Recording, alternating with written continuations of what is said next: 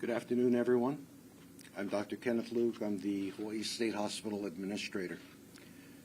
I'm going to apologize right up front and to say there are more questions than I have answers. There's an active police investigation going on right now. We don't know the results. We don't know when it's going to be completed. At that time, there'll be a lot more answers. But I do realize that there are going to be some questions that I want to address today for you folks. I think the public's going to want to know, how did this happen? The state has put a lot of money into mental health. There's a brand new state-of-the-art facility that opened about 2 years ago.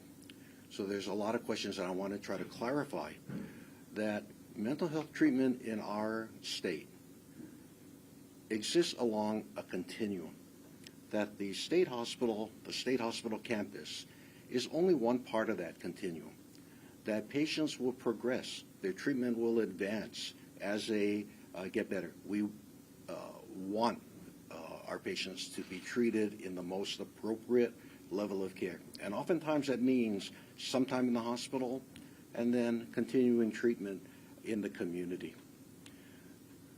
What I want to describe is the suspect in question was treated at Hawaii State Hospital. He's actually had a history of being treated on multiple occasions and did show a response to treatment. He was able to transition back into the community successfully before. And on this time, once again, in August of this year, he was able to transition out. Now, the community might say, well, with the high census at the hospital, is there some pressure to move people out, move them out inappropriately from the hospital to the community? And I want to assure the community that that is not the case. We have well-qualified doctors, well-qualified nurses that do a clinical assessment of people who are ready.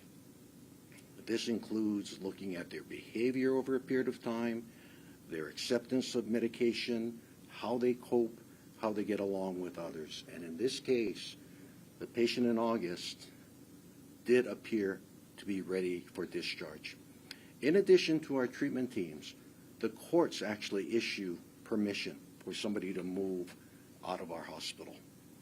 And before the courts issue that permission, they appoint a panel of examiners, independent examiners, not affiliated with the hospital, to examine, to look at the risks, to ascertain whether somebody can move on. And that's what happened in this case. And the examiners were unanimous that the patient was ready to move on. We can move patients from Hawaii State Hospital to a whole variety of locations. Many times they can go back to their families. Sometimes they go to group homes. And sometimes, when we want to be especially cautious, they go to what's called a specialized treatment facility. And that's where this patient was put. It was called our SOSRP, State-Operated Residential Program. Let me repeat that. State-Operated Specialized Residential Program.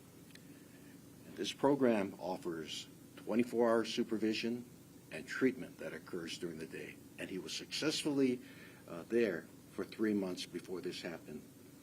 We reviewed it. Again, the answers are forthcoming. Investigation is ongoing. But for now, we do not, we did not see evidence that this was going to happen. This seemed to be an unanticipated and unprovoked incident. The nurse who lost his life, a good man, well-respected, well-loved by everybody who knew him, is a great loss to our organization. Now, to move on, the hospital is designed to support transitions of care. It's designed to get people from the most acute level of care to stabilize them, and then to provide them psychosocial rehabilitation so they can eventually reenter successfully into the community. The new patient facility that we all have heard about, approximately 150 beds. That's where we do acute stabilization, highly secure, highly staffed. This patient started off there. As they improve, they will progress through the continuum, and we have units, we call it the lower campus, that provides inpatient psychosocial rehabilitation. And a patient has to qualify through behavior, through treatment acceptance, that they are ready to move from that new building to the lower campus. Still secure, but more focused on psychosocial rehabilitation and community reintegration versus stabilization. So the patient was able to succeed there, and then after a time, earned transition to the SOSRP. At that time, he was no longer a Hawaii State Hospital patient. He was a former patient, still on our campus. You'd say, how come? Isn't the whole campus the hospital? No, we have a continuum of care. As as I had mentioned, there's a continuum of care throughout the community. There's a mini continuum of care on the Hawaii State Hospital campus. There's a new patient facility. There's a lower campus that focuses on psychosocial rehabilitation.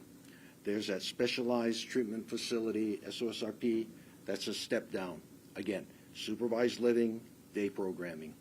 There's 3 group homes on our campus. They're not under the management of Hawaii State Hospital, but they are part of our campus. So a mini continuum, and patients progress on there. This is so people who are ready to leave the hospital, but maybe not quite ready to go in the community, we can safely discharge them, but yet keep them on our campus. So with that said, I want to make sure that I've been clear, and I'm going to return it to Dr. Fink, but I'd be happy to entertain any questions afterwards. Thank you very much.